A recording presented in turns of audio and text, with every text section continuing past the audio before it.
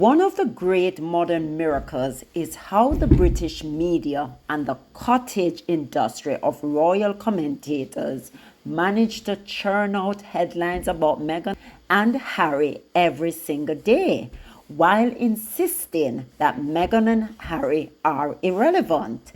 It's a commitment so intense it could power an entire city, or better yet, be studied next to nuclear fusion as a source of limitless, unhinged energy.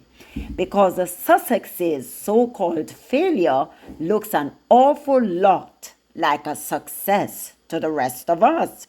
Multi-million-dollar Netflix deal, award-winning documentaries, best-selling memoirs, sold-out product launches, a growing lifestyle brand, packed speaking engagements, and a peaceful life in Montecito with two beautiful children and two dogs who probably live better than most of the royal cousins. But if you ask certain British tabloids, they are desperate for relevance, begging for attention, longing to come back.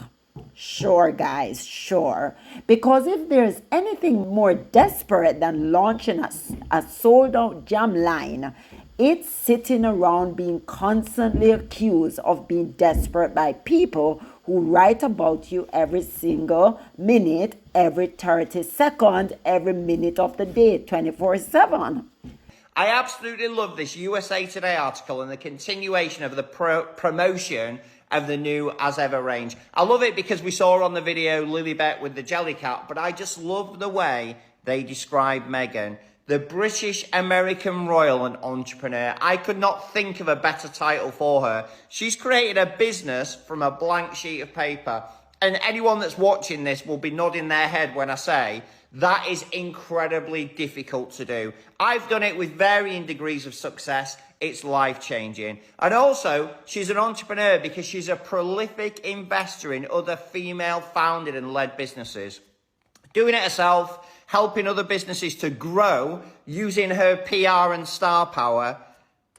British American royal and entrepreneur. We'll take that title. Let's put it on a badge for her. I think she should wear it with pride. As ever. The real crime. You see, the only crime Meghan and Harry ever committed was refusing to be miserable. They walked away from the dysfunction of palace life. They left behind the stiff smiles, the stage-managed photo ops, the silent suffering. They choose peace. They choose peace. They choose love. They choose California. And that right there, that was unforgivable.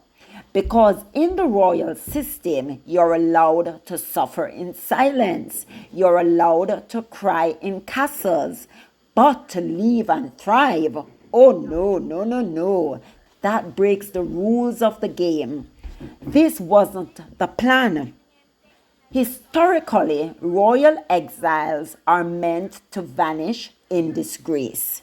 Wallace Simpson, Sarah Ferguson, the King George, you name it, exile them, excommunicate them, freeze them out, make them tabloid cautionary tales.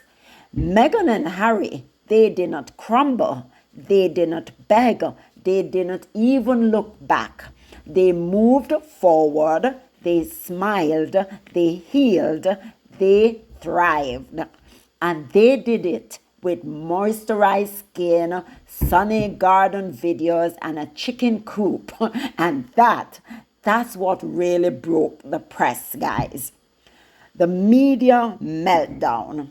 How dare Meghan's jam sell out in minutes without royal approval? How dare Harry write his truth and sell millions of copies? How dare they get standing ovations on global stages while the rest of the firm recycles vague statements about duty and can't even get a crowd that like them even in their own country? The narrative had been pre-written. They were supposed to fail. They were supposed to come back crawling. But instead, they built a home, a business, and a family outside the crown's control. Thriving is treason. Here's what no one in the royalist echo chamber wants to say out loud. Meghan and Harry are proof that joy is possible on the other side.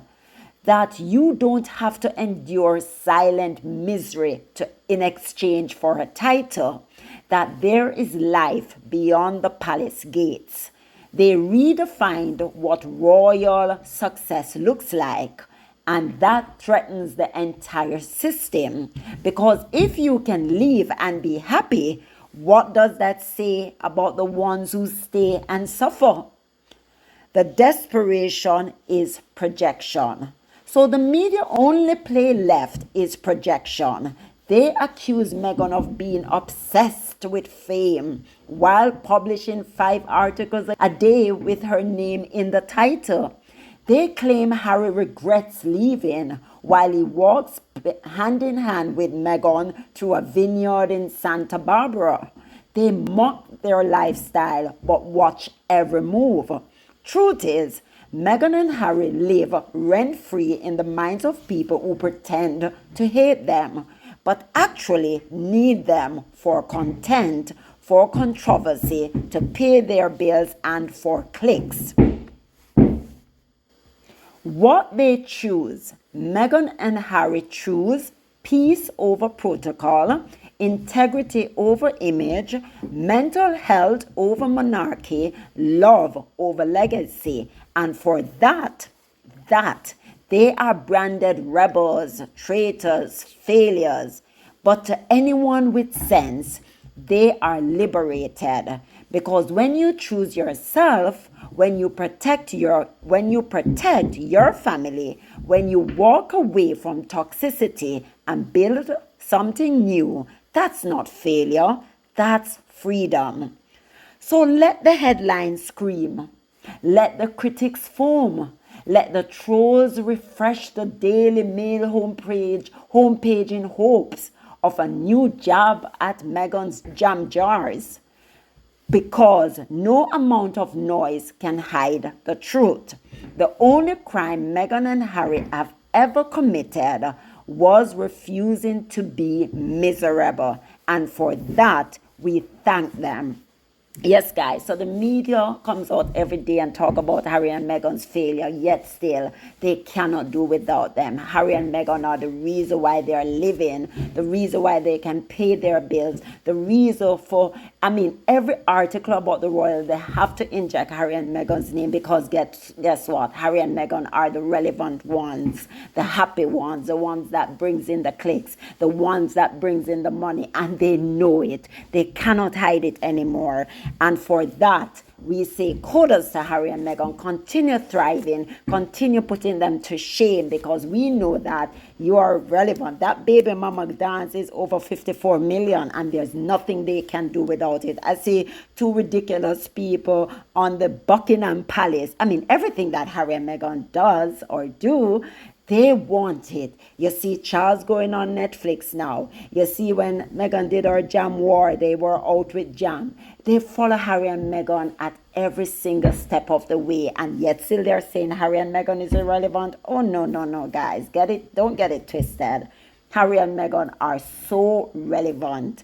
So that's what I wanted to bring you. So please don't forget to like, subscribe, turn on your notification bell, guys, so you never miss a beat.